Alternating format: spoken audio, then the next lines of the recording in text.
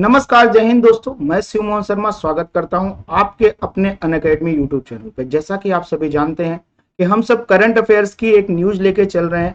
Daily basis पे आपको एक ऐसी न्यूज पर हम चर्चा करवा रहे हैं जो कि आपके प्री के लिए भी बहुत इंपॉर्टेंट है, साथ में आपके मेंस का भी वो मुद्दा बनने वाला है, यानी मेंस के लिए भी बहुत इंपॉर्टेंट रोल प्ले करने वाला है।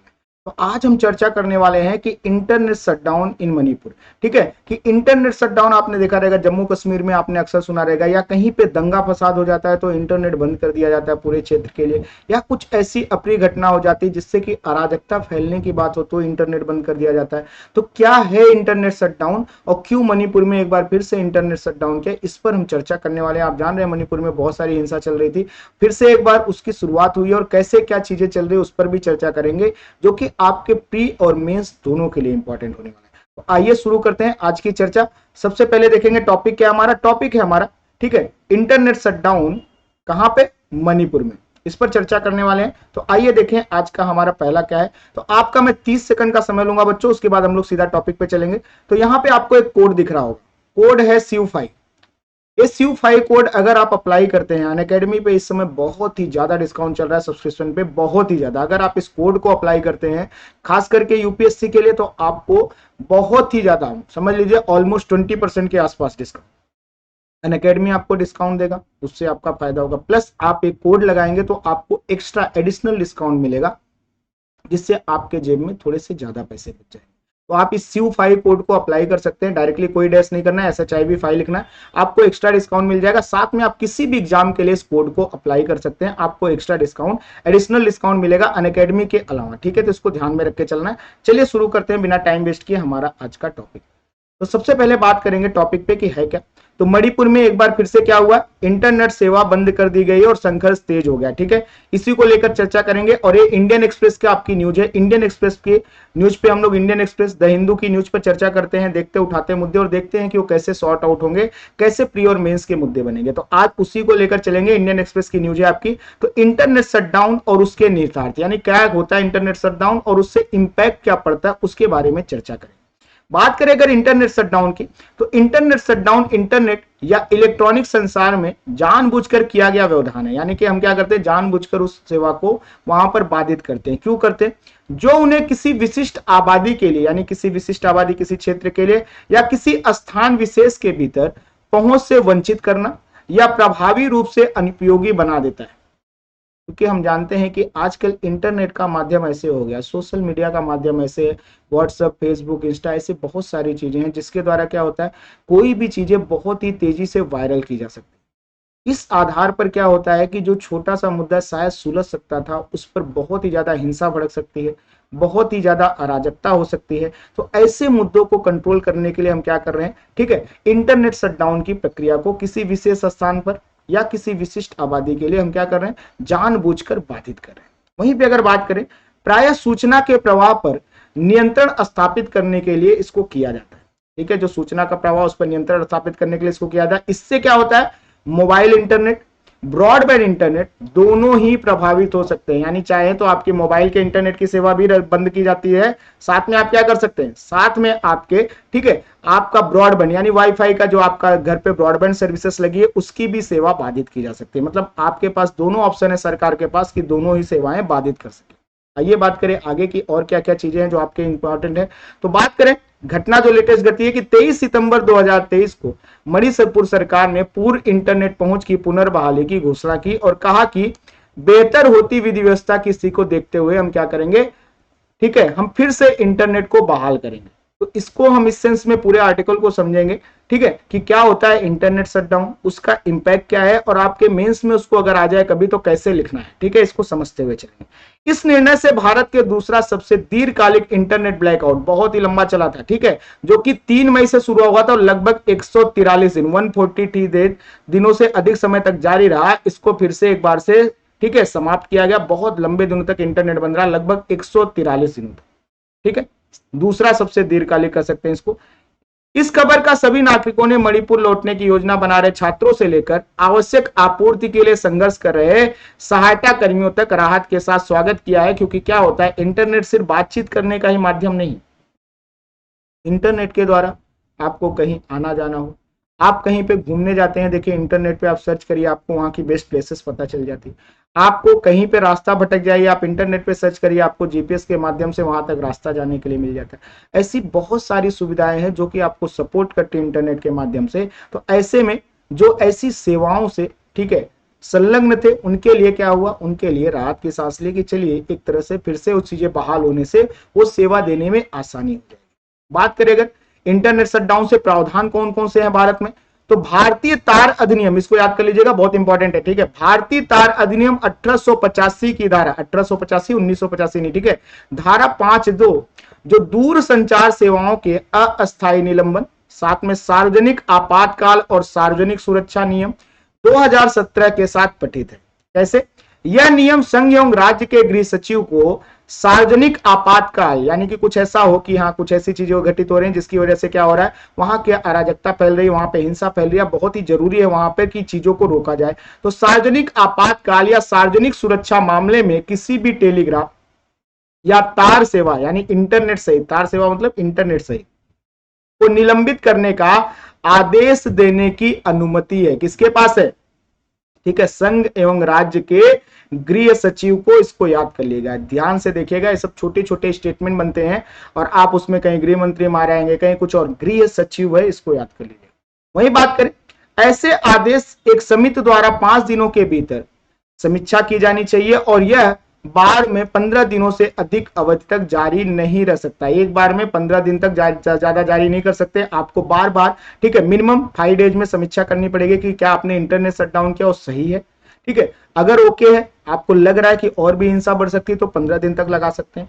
फिर से आपको समीक्षा करनी पड़ेगी 15 दिन में कि क्या चल सकता है इंटरनेट, फिर से बहाल किया जा सकता है, आपको लग रहा है नहीं, तो फिर से इस आधार पर हर 15-15 दिन में, ठीक है, उसको बढ़ाया जाता है। इसको ध्यान में रखना। किसी अत्यावश्यक स्थिति में, भाई कोई ऐसी विशेष स्थिति हो जाए, संघ या राज्य के गृह सचिव द्वारा अधिकृत संयुक्त सचिव स्तर या उसके ऊपर के जो अधिकारी होते हैं वो भी आदेश जारी कर सकते हैं, ठीक है। अगर वो नहीं रहे, मान लीजिए कहीं पे कुछ काम से रहे गृह सचिव, तो जो संयुक्त सचिव स्तर का अधिकारी होगा या उसके ऊपर का अधिकारी होगा वो भी इस आदेश को जारी करने के लिए अधिकृत होगा। इसको याद करिए। बात करें अगर आगे, दंड प्रक्रिया की संहिता धारा 144 आप सब जानते ही हैं, ठीक है। तो यह धारा क्या करती है, एक जिला मजिस्ट्रेट, एक उप विभागीय मजिस्ट्रेट या किसी अन्य कार्यकारी मजिस्ट्रेट को विशेष रूप से राज्य सरकार द्वारा सार्वजनिक शांति, किसी भी उपद्रव या व्यवधान को निषिद्ध करने, कहीं पे दंगा फसाद हो रहा है, कहीं पे कुछ बातें ऐसी चल रही, भड़काऊ बयान चल रहे जिसकी वजह से माहौल खराब हो रहा है, कुछ भी ऐसा हो, ठीक है, तो ऐसे में ऐसी चीजों को निषिद्ध करने या रोकने के लिए आदेश जारी करने का अधिकार देती है। ऐसे में आदेश जारी होता है किससे, ठीक है, मजिस्ट्रेट के द्वारा। कौन सा, धारा 144। ऐसे आदेशों में किसी विशेष क्षेत्र में एक निर्दिष्ट अवधि के लिए इंटरनेट सेवाओं का निलंबन किया जाना भी शामिल है, यानी कि इसके तहत भी क्या किया जा सकता है, इंटरनेट शटडाउन किया जा सकता है। इसको ध्यान में रख के चलना है, ठीक है। देखिए कितनी छोटी छोटी चीजें हैं, आपको एक पता होनी चाहिए, क्योंकि आप जब लिखेंगे कोई चीज तो लिखने के लिए, ठीक है, आपका माध्यम ऐसा होना चाहिए कि जो हाँ एक प्रॉपर प्रूफ के साथ हो कि हाँ ठीक है, जस्टिफिकेबल हो कि हाँ ये जस्टिफाई कर रहा है कि हाँ इस धारा में इस चीज को लिखा गया। बात करें इंटरनेट शटडाउन के प्रभाव कौन कौन से होने वाले, तो इंटरनेट शटडाउन अनुच्छेद 19(1)(a) और अनुच्छेद 19(1)(g) के तहत प्रदत्त मूल अधिकारों का उल्लंघन करता है। आपके अभिव्यक्ति की स्वतंत्रता की आजादी, ठीक है, इसका प्योरली उल्लंघन करता है। इसको याद करके चलना। जिससे क्या हो रहा है, सर्वोच्च न्यायालय ने, देखिए याद करिए, केसेस अक्सर पूछ लिए जाते हैं। अनुराधा वसीम बनाम भारत संघ 2020 में मामला पहुंचा था सुप्रीम कोर्ट में। माना कि इंटरनेट के माध्यम से वाक और अभिव्यक्ति की स्वतंत्रता और किसी भी वृत्ति का अभ्यास करने की स्वतंत्रता को अनुच्छेद 19(1)(a) और अनुच्छेद 19(1)(g) के तहत संवैधानिक संरक्षण प्राप्त है। इसको ध्यान में रख के चलना। कौन सा केस था, अनुराधा वसीम बनाम भारत संघ 2020, ठीक है। वहीं पे बात करें, इंटरनेट शटडाउन सूचना के अधिकार यानी राइट टू इंफॉर्मेशन का भी उल्लंघन करता है। कैसे, जिसे कौन से केस में देखा, सुप्रीम कोर्ट ने कहा था, राजनारायण बनाम उत्तर प्रदेश राज्य 1975 मामले में सर्वोच्च न्यायालय ने अनुच्छेद 19 के अंतर्गत इसे एक मूल अधिकार घोषित किया गया था, यानी कि जानकारी लेने में भी अगर बाधा पड़ती है इंटरनेट शटडाउन की वजह से, और ये भी आपके फंडामेंटल राइट्स का उल्लंघन कर, एक तरह से right to information plus fundamental right दोनों का उल्लंघन कर। यह इंटरनेट के अधिकार यानी राइट टू इंटरनेट का भी उल्लंघन करता है, जिसे फाहिमा सिरी बनाम केरल राज्य मामले में केरल उच्च न्यायालय द्वारा अनुच्छेद 21 के तहत एक मूल अधिकार घोषित किया गया था। यानी केरल उच्च न्यायालय ने राइट टू इंटरनेट को क्या किया था, आर्टिकल 21 राइट टू लाइफ के तहत ही, ठीक है, एक मौलिक अधिकार घोषित किया था और ये उसका भी उल्लंघन करता है। देखिए आपके कितनी सारी चीजें कनेक्ट हो रही। आर्थिक परिणाम अगर देखें इंटरनेट शटडाउन के क्या क्या हो सकते हैं, तो इंटरनेट शटडाउन के गंभीर आर्थिक परिणाम उत्पन्न हो सकते हैं। कैसे? ऐसे व्यवसाय वित्तीय हानि के शिकार हो सकते हैं जो संचालन, बिक्री और संचार के लिए इंटरनेट पर निर्भर होते हैं। जैसे कि आप देखिए आजकल क्या चल रहा है, आजकल बहुत बड़े त्योहारों का सीजन है, बहुत बड़ी बड़ी, ठीक है, ई कॉमर्स साइटें हैं, बहुत सारी चीजों को सेल कर रही हैं, लोगों को सस्ते में सामान पहुंचा रही हैं। अगर इंटरनेट की सुविधा ही नहीं रही तो आप ना बुकिंग कर सकते हैं, ना आप तक सामान पहुंच सकता है। ऐसे में क्या हो जाएगा, इसके रिलेटेड जो बिजनेस है इंटरनेट से रिलेटेड, उनको गंभीर नुकसान पहुंचता है। इसी के साथ इससे स्टार्टअप और छोटे व्यवसाय विशेष रूप से प्रभावित हो सकते हैं। यानी कि जहां से शायद उनकी पैकेजिंग होती, जहां से हो जा सकते हैं, या कोई स्टार्टअप इंटरनेट के थ्रू शुरू किया था कि या जो चीजें जैसे साइबर वैबर कैफे की बात, या इससे कोई भी अन्य चीजें, उनको भी यह नुकसान पहुंचाता है। टॉप 10 वीपीएन एक साइट है के अनुसार भारत को इंटरनेट शटडाउन के कारण वर्ष 2023 की पहली छमाही में कितना हुआ था, पहली 6 मंथ में 2091 करोड़ रुपए का, यानी कि अगर डॉलर में देखने जाएं 255.2 मिलियन डॉलर की हानि हुई थी। और ये बहुत बड़ी हानि, सिर्फ इंटरनेट शटडाउन से 2091 करोड़ रुपए का, ठीक है, हानि हो रहा भारत सरकार को। तो आप देखिए कि छोटा मोटा इशू नहीं, बहुत बड़ा इशू, ठीक है। बात करें अगर आगे कि शिक्षा में कैसे व्यवधान पड़ता है इंटरनेट शटडाउन से, कई शैक्षणिक संस्थान शिक्षण और अधिगम यानी लर्निंग के लिए ऑनलाइन प्लेटफॉर्म का उपयोग करते हैं। अब आपको हम ऑनलाइन माध्यम से ही कनेक्टेड है, अब इंटरनेट बंद हो जाए तो कैसे पढ़ाएंगे हम, आपका नुकसान होगा कि नहीं, ठीक है। कहीं ना कहीं आप देखिए, आपके सीधा सीधा उदाहरण, अनअकैडमी आपको ऑनलाइन पढ़ा रही है, ऑफलाइन भी अलग ही क्लासेस, लेकिन ऑनलाइन आपके लिए उपलब्ध है, सुलभ है, आप कहीं से भी बैठ के क्लास कर लेते हैं, ठीक है। ऐसे में इंटरनेट बंद होने से ऐसी लर्निंग सेवाओं को, ठीक है, जो कि ऑनलाइन प्लेटफॉर्म के जरिए उपलब्ध कराई जाती है, उनको भी नुकसान पहुंचा है। इंटरनेट शटडाउन शैक्षणिक संस्थानों को, संसाधनों तक पहुंच को बाधित करती है, जिससे छात्रों के लिए अध्ययन जारी रखना कठिन हो जाता है। जो ऑनलाइन पढ़ाई कर रहे हैं उनके लिए तो बहुत ही दुविधा। बात करें भरोसा और सेंसरशिप संबंधी चिंताएं और कौन सी हैं, इंटरनेट शटडाउन से सरकार और प्राधिकारों के प्रति भरोसे की कमी की स्थिति बन सकती है। यानी कि क्या हो रहा है, लोग समझ रहे हैं कि सरकार हमारे अधिकारों पर प्रतिबंध लगा रही है, इससे क्या होता है, एक ट्रस्ट इशू भी जनरेट होता है और लोगों का सरकारों पर भरोसा कम होने लगता है, और वे सेंसरशिप और पारदर्शिता की कमी के बारे में भी चिंताएं उत्पन्न कर सकते हैं। कह सकते हैं कि ऐसे हमारे fundamental rights, right to information, ठीक है, साथ में हमारे जीवन जीने के अधिकार जो कि एक फंडामेंटल राइट्स और आर्टिकल 21, आर्टिकल 19(1)(a), ठीक है, इस सारी चीजों को अगर आप क्या कर रहे हैं, छीन रहे हैं, और ये कहीं भी पारदर्शी तरीके से नहीं है और एक गलत तरीके की धारणा क्रिएट करेगी समाज में। बात करें अगर आगे, आपदा प्रतिक्रिया में भी बाधा आती है। वे लोगों के संचार और समन्वय को विशेष रूप से आपात स्थिति के संकट के दौरान प्रभावित कर सकते हैं, क्योंकि आप देखिए संयुक्त राष्ट्र समर्थित एक रिपोर्ट में इस बात पर प्रकाश डाला गया है कि इंटरनेट शटडाउन से लोग की सुरक्षा और भलाई प्रभावित होती है, सूचना प्रवाह और मानवीय सहायता में बाधा उत्पन्न हो सकती है। बहुत बार क्या होता है, इंटरनेट शटडाउन होने की वजह से बहुत सारी जगहों पे जहां पे आप कनेक्ट करके पहुंच सकते थे, अपनी सूचना उपलब्ध करा सकते थे, या कहीं से सूचना प्राप्त कर सकते थे इंटरनेट के माध्यम से कि हम इस बाधा में पड़े हैं, हम कहां पे कॉल करें और यहां से निकल सकते हैं। ऐसी चीजों में क्या होता है, आपकी पहुंच सीमित हो जाती है, क्योंकि आप वहां पे सर्च करने की स्थिति में नहीं है। तो इस वजह से भी आपदा प्रबंधन में भी दिक्कत आती है, ठीक है। वही बात करेगा स्वास्थ्य देखभाल में कैसे व्यवधान पड़ता है इंटरनेट शटडाउन से, तो विभिन्न अध्ययनों से उजागर होता है कि इंटरनेट शटडाउन का तत्काल चिकित्सा देखभाल प्रदान करने, आवश्यक दवाओं की आपूर्ति और उपकरणों के रखरखाव में बाधा आती, चिकित्सा कर्मियों के बीच स्वास्थ्य सूचनाओं के आदान प्रदान को सीमित करने और आवश्यक मानसिक स्वास्थ्य सहायता को बाधित करने के रूप में स्वास्थ्य प्रणालियों का उल्लेखनीय प्रभाव पड़ता है। आप देखिए, मान लीजिए हॉस्पिटल में कोई दवा का ऑनलाइन आप कहीं पे पोर्टल बना हुआ है, हॉस्पिटल ने डाला और आपकी दवा पहुंच गई।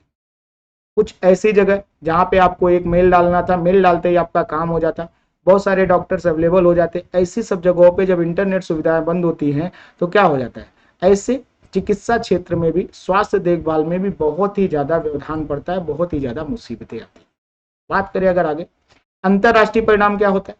इंटरनेट शटडाउन अंतरराष्ट्रीय ध्यान आकर्षित कर सकता है। लोग देखते हैं कि क्या हो गया भाई, ऐसी क्या चीज है कि आपको इंटरनेट बंद करना पड़ेगा।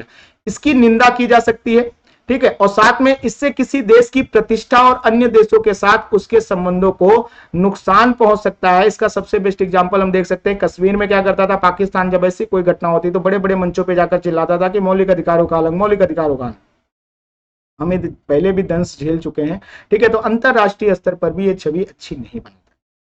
उल्लेखनीय कि भारत विश्व में इंटरनेट शटडाउन के मामले में कुख्यात देश है। कुख्यात देश में क्यों कर रहा हूं? क्योंकि इंटरनेट शटडाउन के मामले में वर्ष 2023 की पहली छमाही में भारत दुनिया में दूसरे स्थान पर रहा है। यानी कि आप सोचिए कि बहुत ही ज्यादा मामले दर्ज किए हैं इंटरनेट शटडाउन के, और ये एक तरह से बहुत ही अच्छी बात नहीं है। अमेरिका के डिजिटल अधिकार पक्ष समर्थक समूह एक्सेस नाउ की एक रिपोर्ट के अनुसार, क्या है एक्सेस नाउ, ठीक है, वैश्विक स्तर पर सभी दर शटडाउन में से 58% कहां घटित हुए हैं? सिर्फ और सिर्फ भारत में घटित होते हैं, और ये बहुत ही बड़ी घटना है, ठीक है। तो इसको ध्यान में रख के चलना है। ये सब डेटा जब आप लिखेंगे तो आपको मेंस में अच्छे मार्क्स स्कोर करने में, ठीक है, फायदा हो सकता है। बात करें अगर पत्रकारिता और रिपोर्टिंग पर कैसे प्रभाव पड़ता है इंटरनेट शटडाउन का, तो पत्रकार घटनाओं की रिपोर्टिंग करने और आम लोगों के साथ समाचार साझा करने के लिए इंटरनेट पर निर्भर होते हैं। हम सब जानते हैं इंटरनेट शटडाउन सूचना संग्रहण और प्रसारण की उनकी क्षमता में बाधा डाल सकता है, जिससे क्या होता है, जिससे आम लोग को जानने के अधिकार, राइट टू नो को धक्का पहुंच सकता है कि कहां पर क्या घटित हो रहा है। इंटरनेट बंद है तो जब समाचार ही नहीं पहुंचेगा तो आप कैसे उनको जान पाएंगे। वही बात करें, इंडियन एक्सप्रेस बनाम भारत संघ 1986 में एक मुद्दा आया था। बेनेट कोलमैन बना भारत संघ 1972 मामलों में सर्वोच्च न्यायालय द्वारा प्रेस की स्वतंत्रता के अधिकार को भी क्या माना है? मूल अधिकार ही घोषित किया है। तो आपका जो राइट टू नो का अधिकार है वो भी फंडामेंटल राइट्स के अंतर्गत ही आ जाता है। और इसी वजह से एक तरह से और देखा जाए तो पत्रकारिता और रिपोर्टिंग आपके लिए जरूरी है, ताकि आप देश में क्या घटित हो रहा है उसकी खबरें जान सकें, और ये आपके फंडामेंटल राइट्स का एक तरह से उल्लंघन ही करता है। इसको ध्यान में रख के चलना। बात करें आगे इंटरनेट शटडाउन के संबंध में कौन से तर्क दिए जाते हैं, पक्ष में तर्क पहले देख लेते हैं। इंटरनेट शटडाउन से हेट स्पीच और फेक न्यूज के प्रसार को रोकने में मदद मिल सकती है। बिल्कुल होता है, ये सही बात है, ठीक है। जैसे कि कुछ झूठी न्यूज फैलाई जाती है, कुछ ऐसी भड़काऊ भाषण दिया जाता है कि यहां पर ये हो गया, हम लोग को अब कदम उठाना है, ये करना होगा, बहुत सारी बातें आप देखे होंगे ऐसे होता है, जिससे क्या होता है हिंसा और दंगा भड़क सकते हैं ऐसी बातों से। उदाहरण के लिए भारत सरकार ने भ्रामक सूचनाओं से निपटने और विधि व्यवस्था बनाए रखने के लिए गणतंत्र दिवस के अवसर पर किसानों के विरोध प्रदर्शन को देखते हुए क्या किया था, दिल्ली एनसीआर में इंटरनेट बंद करने की घोषणा की थी। आप देखिए बहुत ही विवाद चला था, इसको ध्यान में रख के चलना है। तो ऐसी चीजों को कंट्रोल करने के लिए किया जाता है। इंटरनेट शटडाउन से लोक व्यवस्था और सुरक्षा को बाधित करने वाले विरोध प्रदर्शनों के आयोजनों एवं लामबंदी पर अंकुश लगाने में मदद मिल सकती है। जो जानबूझकर ऐसे प्रदर्शन आयोजित करते हैं जिसकी वजह से क्या हो, अराजकता फैले या कुछ ऐसी चीजें हो जिससे कि अप्रिय घटनाएं घटे, उसको रोकने में मदद मिलती है। जैसे कि उदाहरण के लिए सरकार ने किसी भी राष्ट्र विरोधी गतिविधियों और अलगाववादी आंदोलनों को रोकने के लिए अनुच्छेद 370 को निरस्त करने के बाद क्या किया था, कश्मीर और देश के अन्य कुछ हिस्सों में इंटरनेट शटडाउन कर दिया था, जिससे कि क्या हो, ऐसे कोई भी आयोजन या लामबंदी ना हो सके। बात करें अगर आगे, इंटरनेट शटडाउन राष्ट्रीय सुरक्षा और संप्रभुता को बाह्य खतरों और साइबर हमलों से बचाने में मदद कर सकता है। उदाहरण के लिए सरकार ने चीन के साथ गतिरोध दौरान जासूसी या किसी गड़बड़ी को रोकने के लिए कुछ सीमावर्ती क्षेत्रों में क्या है, इंटरनेट सेवाओं को निलंबित कर दिया था, ठीक है। जैसे आपकी एकता अखंडता को लग रहा है कि नुकसान पहुंच सकता है, ठीक है, कुछ लोग आपकी जासूसी कर रहे हैं, तो ऐसे क्षेत्रों में भी आप इंटरनेट सेवा बंद करते हैं, उससे आपका फायदा हो जाता है।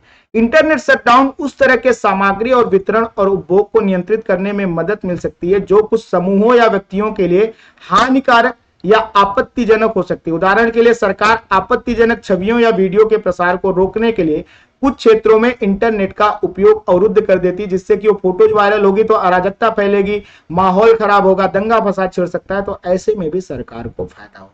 वही बात करें अगर आगे कि विपक्ष में कौन से तर्क दिए जाते हैं, इंटरनेट शटडाउन लोकतंत्र और जवाबदेही को कमजोर करते हैं, विश्वास को कमजोर करते हैं लोगों के, क्योंकि नागरिकों को सूचनाओं तक पहुंच बनाने, विचार व्यक्त करने, सार्वजनिक विमर्श में भाग लेने और अधिकारियों को उनके कार्यों के लिए जिम्मेदार ठहराने से अवरुद्ध कर देता है इंटरनेट। यानी कि जवाबदेही जो सुनिश्चित होनी चाहिए उस जवाबदेही में बाधा डालता है। इस वजह से विपक्ष में इसके तर्क दिया जाता है। वही बात करें इंटरनेट शटडाउन सत्तावादी सरकारों को आलोचक जो होते हैं उनके चुप कराने और विकृत सूचना प्रद्युन्कक्ष यानी डिस्टॉर्टेड इंफॉर्मेशन इको चेंबर्स का निर्माण करने में भी सक्षम बना सकते हैं। यानी कि कुछ ऐसी चीजें जिसकी वजह से शायद लोकतंत्र में विपक्ष की आवाज दबाने वाली जो बात कही जाती है बार बार, उसका कह रहे हैं कि उसका भी एक कारण बनता है। इसको भी ध्यान में रखकर चलना है। कई आलोचकों ने एक तर्क और दिया कि इंटरनेट शटडाउन अप्रभावी प्रतिकूल उपाय है, क्योंकि उन समस्याओं के मूल कारणों का समाधान नहीं करता है जिसके समाधान की इससे अपेक्षा की जाती है। इंटरनेट बंद करने से और अराजकता फैल जाती है। कहने का मतलब यह है, उदाहरण के लिए इंटरनेट शटडाउन से हिंसा या आतंकवाद पर रोक नहीं लगती, लोग कहते हैं, बल्कि प्रभावित आबादी में आक्रोश और असंतोष की वृद्धि होती है और ऐसी चीजों का और ज्यादा समर्थन करने लगते हैं। ठीक है, तो ऐसे चीजों को लागू करना सही नहीं। कहने का मतलब internet shutdown fake news, hate speech भी रोक नहीं पाता, क्योंकि सूचना की शून्यता स्थिति उत्पन्न कर सकता है। ठीक है, बल्कि सूचना शून्यता की स्थिति उत्पन्न कैसे होगी कि दुर्भावना रखने वाले अभिकर्ता लाभ उठा सकते हैं कि वो वीडियो कैसे भी किसी भी माध्यम से अगर नहीं पहुंच रहा है, ठीक है, कि सही बात क्या है, इसको इस सेंस में समझिए कि मान लीजिए कोई न्यूज वायरल हो गई, अब आपने इंटरनेट बंद कर दिया। अब इंटरनेट बंद होने की वजह से जो सही बात थी, शायद सरकार उस सही बात को न्यूज मीडिया के माध्यम से पहुंचा सकती थी, लेकिन इंटरनेट बंद होने की वजह से वह उस न्यूज मीडिया के माध्यम से वहां तक नहीं पहुंच पाया जहां तक उसकी आवश्यकता थी। और ऐसे में क्या होता है, ऐसे में ठीक है, वो फेक न्यूज और ज्यादा वहां पर हिंसा का कारण बन सकती है। बात करें इंटरनेट शटडाउन मनमाना उपाय है, इसके दुरुपयोग की संभावना बनी रहती है कि जब चाहे सरकारें बंद कर देती है, क्योंकि इन्हें प्रायः उचित प्रक्रिया, पारदर्शिता, न्यायिक निरीक्षण का पालन किए बिना लागू किया जाता है। और कई बार क्या होता है, इंटरनेट शटडाउन का आदेश स्थानीय अधिकारियों द्वारा दिया जाता है, जिनके पास ऐसा करने की कानूनी शक्ति भी नहीं होती। गृह सचिव के अलावा नहीं दे सकता कोई, या तो उसी के लेवल का कोई अधिकारी हो, जैसा कि मैंने बताया। इंटरनेट शटडाउन में स्पष्ट एवं वस्तुनिष्ठ मानदंड, अवधि और दायरे का भी अभाव देखा जाता है कि जैसे प्रॉपर 5 दिन में क्या होना चाहिए, इसको देखा जाना चाहिए कि प्रॉपर तर्क है कि नहीं लगाने का, 15 दिन में फिर से निरीक्षण होना चाहिए, एक बार में 15 दिन से ज्यादा नहीं लगा सकते। ऐसे राजनीतिक हस्तक्षेप और मानवाधिकारों के उल्लंघन के प्रति संवेदनशील हो जाते हैं। ठीक है, ऐसे में इसको ध्यान देना है कि जो भी मानदंड या अवधि निर्धारित किए उनका भी पालन किया जाना सुनिश्चित हो। ठीक है, इससे निपटने के लिए उपाय क्या क्या है, मौजूदा ढांचे को सुदृढ़ करना है, इंटरनेट शटडाउन को नियंत्रित करने वाले कानूनी और नियामक ढांचे को सुदृढ़ करना चाहिए, यानी प्रॉपर वे में चल सके, और सुनिश्चित करना चाहिए कि उनका उपयोग केवल अंतिम उपाय के रूप में हो, अंतरराष्ट्रीय मानवाधिकार मानकों के अनुसार किया जाना चाहिए कि लास्ट मोमेंट हो कि हाँ अब इसके अलावा कोई उपाय नहीं बचा, तब इसका उपयोग किया जाए। सरकार को तार अधिनियम और उनके नियमों में संशोधन करना चाहिए, ऑब्वियसली बहुत पुराना हो चुका है। ठीक है, और वे संवैधानिक और मानवाधिकार मानकों का पालन नहीं करते हैं, क्योंकि 1885 में बने थे और अब बहुत सारी चीजों में बदलाव हो गया, उसमें सुधार किया हो सकता है। अधिकारियों की जवाबदेही सुनिश्चित करना कि कौन क्या कर रहा है, इंटरनेट शटडाउन का आदेश देने और लागू करने वाले अधिकारियों की पारदर्शिता एवं जवाबदेही बढ़ाना कि आप किस बेस पे लागू कर रहे हैं, उसको एकदम सच में आवश्यक कारण थे तभी आप लागू करिए। इनसे प्रभावित लोगों के लिए प्रभावी उपचार प्रदान करना, वहां के लोगों को भी ये मैसेज अच्छे वे में कन्वे होना चाहिए कि आपकी भलाई के लिए किया गया, ना कि उनके मन में कहीं दुर्भावना वाली स्थिति पैदा हो। वैकल्पिक विकल्पों की भी तलाश करनी चाहिए, जैसे सरकार को विधि व्यवस्था की गड़बड़ी, सांप्रदायिक हिंसा, आतंकवादी हमलों, राजनीतिक अस्थिरता आदि से निपटने के लिए अन्य कम हस्तक्षेपकारी उपायों पर विचार करना चाहिए। यानी इंटरनेट शटडाउन के अलावा और भी कोई मध्यम मार्ग अपनाना चाहिए जिससे कि इन चीजों को अधिक आसानी से सुलझाया जा सके। इसमें विशिष्ट वेबसाइट या कंटेनरों को अवरुद्ध करना, चेतावनी या सलाह जारी करना, जैसे कि ऐसे कोई अफवाह फैला रहा है उसको क्या करो, ब्लॉक करवाना। साथ में चेतावनी जारी करना कि अगर आप इस तरह की हरकतें करेंगे तो आपके ऊपर कार्यवाही की जाएगी। नागरिक समाज और मीडिया को संलग्न करना, ऐसे लोगों को समझाना, ठीक है, कि इस तरह की चीजें देखना गलत है, गलत अफवाहें फैला रहे हैं। अधिक सुरक्षा बलों की तैनाती करना आदि इसमें शामिल हो सकता है, जिसकी वजह से एक वैकल्पिक विकल्प की तलाश की जा सकती है। बात करें सर्वोच्च न्यायालय के दिशा निर्देशों का पालन करना, प्राधिकारों के जैसे कि बात करें प्राधिकारों के अनुराधा भसीन मामले 2020 में सर्वोच्च न्यायालय द्वारा जारी दिशा निर्देश का पालन करना चाहिए। इस मामले में सर्वोच्च न्यायालय ने क्या कहा था उसको एक बार देख लेते हैं, आपके काम आएगा, लिखने के प्री और मेंस दोनों के लिए। इंटरनेट निलंबन का उपयोग केवल अस्थायी अवधि के लिए किया जा सकता है, यानी कुछ समय के लिए। निलंबन नियमों के तहत जारी किए गए इंटरनेट निलंबन के किसी भी आदेश को आनुपातिकता के सिद्धांत का पालन करना चाहिए और इसका विस्तार आवश्यक अवश्य आगे नहीं होना चाहिए। 15 दिन है तो 15 दिन में ही कोशिश करो कि चीजें संभालने की। निलंबन नियमों के तहत इंटरनेट को निलंबित करने वाला कोई भी आदेश न्यायिक समीक्षा के अधीन है। ठीक है, ये भी याद रखना है कि अगर इंटरनेट निलंबन हो रहा है बार बार और अगर कहीं पे कोई लेके पहुंच रहा है सुप्रीम कोर्ट तक इस बात को, तो वो न्यायिक समीक्षा के अधीन भी आता है।